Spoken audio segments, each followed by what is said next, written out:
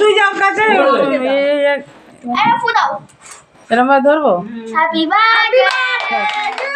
যা যা ওনাকে কেক কাটাচ্ছি চলি এই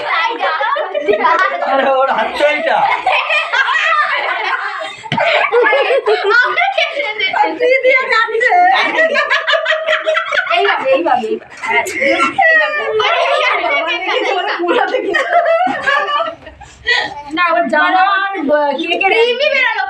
মা ওর হাতে মাখিয়ে দিচ্ছে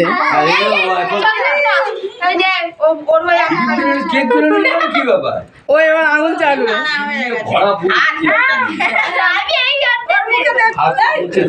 একটা ক্রিম দিয়ে আরে অত বিচার করতে হবে না, কি হোক যাই হোক দিয়ে